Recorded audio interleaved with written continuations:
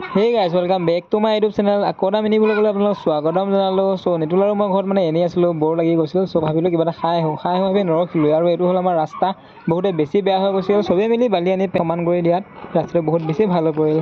এইটো হ'ল আমাৰ গাঁৱৰ পৰিৱেশ, চালক গাঁৱৰ ৰাস্তা। এই ওচৰতে আমাৰ নামঘৰ আৰু পাই গ'লোঁ তিনিআলি। ভাবিলোঁ স্কুলখনো দেখুৱাই দিওঁ আমি পঢ়া। এইখনতে আমি সৰুতে পঢ়িছিলোঁ। খোজকাঢ়ি আহি পাই গ'লোঁ ATM আৰু আমাৰ ৰহাৰ ATMটো মানে এনেকৈ কাৰ্ডখন ভৰাই দি চুটকেটো মাৰি দিলে পইচাটো ওলাই বহুত পইচা লৈছে